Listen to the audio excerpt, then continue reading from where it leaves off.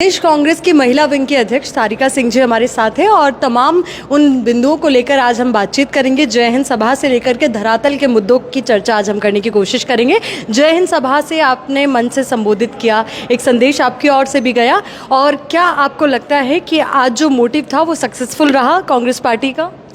देखिए, सबसे पहले तो मैं बाड़मेर की इस पावन धरा को और इस वीरेंद्र धाम को दिल से बहुत बधाई देना चाहती हूँ कि इतना अच्छा आयोजन, और वो भी हमारे देश की पराक्रमी सेना के समर्थन में आज ये कांग्रेस कमेटी ने और आदरणीय हेमाराम जी ने, हरीश जी ने और अपने उमेदाराम जी ने और तमाम जो बाड़मेर की कांग्रेस है उन्होंने एक ये इतना बढ़िया कार्यक्रम यहाँ रखा। निश्चित रूप से ये संदेश जो आज यहाँ से गया है वो बीजेपी सरकार के, नरेंद्र मोदी के कानों तक ज़रूर जाएगा कि आप अपने पॉलिटिकल एजेंडे को पूरा करने के लिए, आप अपने पॉलिटिकल बेनिफिट्स को पूरा करने के लिए आप सेना का उपयोग नहीं कर सकते, सेना के नाम का उपयोग आप किसी तरीके से नहीं कर सकते। तो यही एक हमारा था कि कांग्रेस लीडरशिप लगातार जब से पहलगाम हमला हुआ तब से लेकर के हमारी जो लीडरशिप है, आदरणीय राहुल जी हैं, खड़गे जी हैं, सोनिया जी, प्रियंका जी और राजस्थान की सारी लीडरशिप, ये पूरे देश में हम लोग यही आवाज़ उठा रहे हैं कि हम सेना के किसी भी एक्ट, जो भी सेना डिसीजन लेती है, जो भी कार्रवाई सेना आतंकवादियों पर करना चाहती है, हमारा पूरा समर्थन उनके साथ है। उसके साथ साथ लेकिन एक बात कांग्रेस पार्टी हमेशा से कहती आई है कि जब आप कुछ भी करें तो जब हम पूरे दिल के साथ में, पूरा विपक्ष आपके साथ खड़ा है तो कम से कम सरकार की ये जिम्मेदारी बनती है कि वो विपक्ष को साथ में ले। राहुल जी लगातार पत्र भी लिखा उन्होंने और लगातार अलग अलग मंच से वो इस आवाज़ को उठाते आए हैं, तमाम कांग्रेस के लीडर ये बात को उठाते आए हैं कि आप एक सर्वदलीय बैठक बुलाइए, प्रधानमंत्री जी उसमें आए। पर पता नहीं क्यों प्रधानमंत्री जी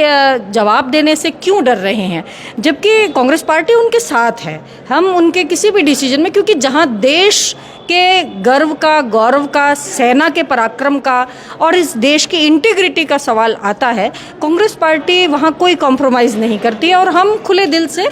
जो सरकार जो भी डिसीजन ले हम उसके साथ हैं। सचिन पायलट जी ने भी मन से यही कहा कि हमें स्पष्टता नहीं दी जा रही है कि आगे क्या हो रहा है, क्यों हमने सीज़ फायर किया, क्यों युद्ध विराम वाली जैसी स्थिति आई। तो ऐसे में ये सवाल लगातार कांग्रेस उठा तो रही है, पर वहीं अगर डेलीगेशन की बात की जाए, एक नेता तो कांग्रेस पार्टी के भी हैं। देखिए, मैं आपसे ये कहूँ कि पिछले 70 सालों से जो 48 से लेकर के आज तक जो कश्मीर का मुद्दा बना हुआ है और कांग्रेस पार्टी ने इस मुद्दे को इंटैक्ट रखा, क्योंकि इसका पूरे विश्व में पहले भी बहुत स्तर पर अमेरिका हमेशा पंचायती करने का पक्षधर रहा है और उसने हमेशा ये कोशिश करी कि वो मध्यस्थता करे और इसको एक पूरे विश्व का एक एजेंडा, सेंसिटिव इसका इशू बना करके उसका फ़ायदा उठाए। लेकिन कांग्रेस की लीडरशिप 48 से लेकर के टिल डेट 2024 तक, 2025 तक, जब तक ये कार्रवाई हुई तब तक हम लोग हमेशा और आज भी कांग्रेस की लीडरशिप ये चाहती है कि ये द्विपक्षीय मुद्दा है, ये आतंकवाद के ऊपर किसी तरीके का हम लोग कोई कॉम्प्रोमाइज़ नहीं करना चाहते और पाकिस्तान किसी भी तरीके के आतंकी गतिविधियों को भारत की सरजमी पर पूरा नहीं कर सकती और हमारे निर्दोष नागरिकों के साथ किसी भी तरीके की कोई क्रूरता वो नहीं कर सकते। तो लगातार जब हम इस चीज़ की मांग उठा रहे हैं, लगातार कांग्रेस पार्टी इसके पक्ष में है। आप देखिए, जवाहरलाल नेहरू से लेकर के इंदिरा गांधी, मनमोहन सिंह, नरसिम्हा राव जी, जो भी हमारे प्रधानमंत्री हुए हैं, उन्होंने हमेशा कश्मीर के मुद्दे को द्विपक्षीय रखा है। जब पहलगाम का वाकया हुआ और ऑपरेशन सिंदूर जब किया गया और देश को बताया गया कि आतंकी ठिकानों के ऊपर इस तरीके से हमला हुआ, हमने किया है और हमने बहुत सारे आतंकी हमलों को नेस्तनाबूद कर दिया है, तो कांग्रेस पार्टी ने खुल करके इसका बहुत स्वागत किया कि ये सेना का और सरकार का एक बहुत अच्छा डिसीजन था। फिर उसके बाद में लगातार सेना की जो ब्रीफिंग्स थी, कर्नल सोफिया कुरैशी और व्योमिका सिंह और मिश्री जी जो आकर के जो ब्रीफिंग करते थे, तो उसमें वो लोग पूरे देश को बताते थे कि क्या जो भी सरकार के नेतृत्व में सेना क्या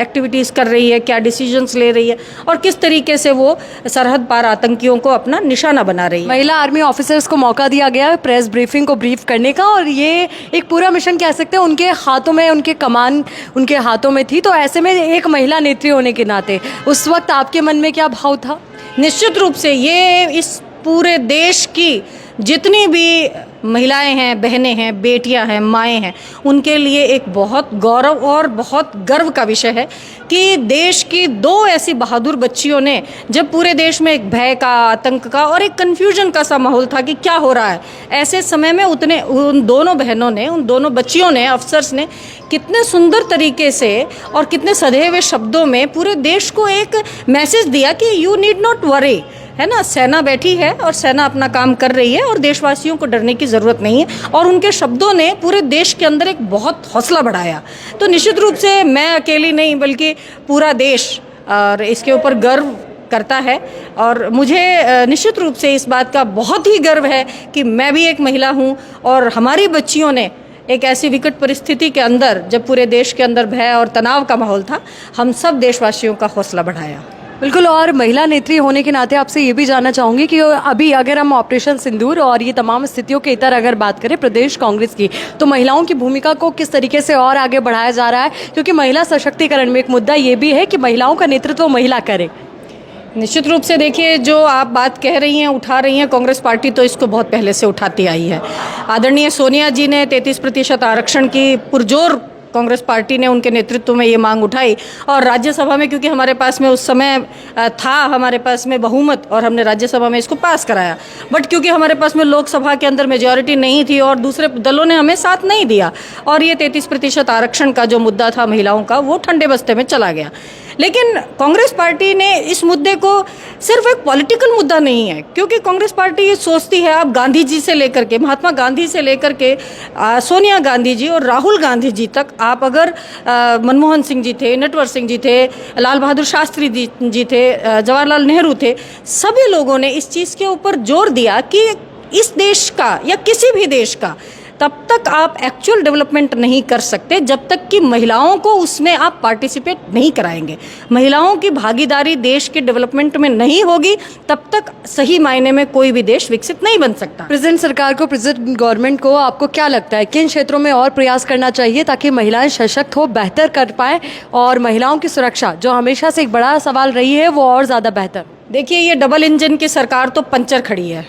आप देखिए, 14 महीने से प्रदेश में जब से ये बनी है और 11 साल से सेंटर में जब से आई है, इनके पास ना तो कोई नीति है, ना कोई पॉलिसीज़ है। किसी भी वर्ग को देख लीजिए, जो इनके धक्के चढ़ जाता है, एक एक करके ये सबको आगे ले रहे हैं। सबसे पहले किसानों को, फिर अग्निवीरों को, फिर महिलाओं को 33% का जुमला दे दिया। आप महाराष्ट्र में देखिए ना, चुनाव हुआ, वहाँ पर लाडली बहना मध्य प्रदेश में और महाराष्ट्र में इन्होंने किया 2500 रुपये हर महीने देने का वायदा करके। वहाँ पर बहुत सारे ग्राउंड्स में पहले तो लाखों बहनें जो थी, बेनिफिशियरीज थी, उनको हटा दिया और उसके बाद में 2500 से 500 पर आ गए। तो जो सरकार इस तरीके की बातें करती है, जिनकी कथनी और करनी में इतना फ़र्क होता है, उनके ऊपर तो देखिए भरोसा करना बिल्कुल बेवकूफ़ी है। और रही बात महिला सशक्तिकरण की, तो सबसे पहले तो मैं ये कहना चाहती हूँ कि महिला सुरक्षा का मुद्दा एक बहुत बड़ा मुद्दा है देश में। आज इस 21वीं शताब्दी में भी मैं इस चीज़ को कहते हुए बड़ा दर्द की अनुभूति महसूस करती हूँ कि आज भी हमारी बच्चियाँ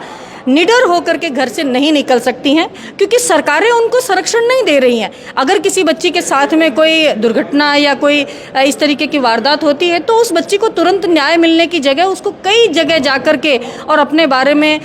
पता नहीं कैसे कैसे इंटरवेंशंस उसके साथ में होते हैं, जबकि उसको तुरंत न्याय मिलना चाहिए। और बहुत सारी तो ऐसी घटनाएँ मैं आपको बताऊँगी जहाँ की जो रेपिस्ट हैं उनको छोड़ दिया गया है और उन्होंने सरेआम फिर से आकर के उन बच्चियों के साथ में दुर्व्यवहार किया, कई जगह उनको जला दिया। आप उन्नाव की बात कर लीजिए। तो 21वीं सदी में भी अगर इस देश के अंदर महिला सुरक्षा का मुद्दा इतना बड़ा है, तो ये सरकार के लिए बहुत चिंता का विषय है। एक महिला नेत्री होने के नाते कोई एक ऐसी घटना जिसने आपको भी झकझोर कर रख दिया या आपको भी सोचने पर मजबूर कर दिया कि क्या महिला होना वाकई में एक बहुत बड़ा जुर्म है? देखिए, एक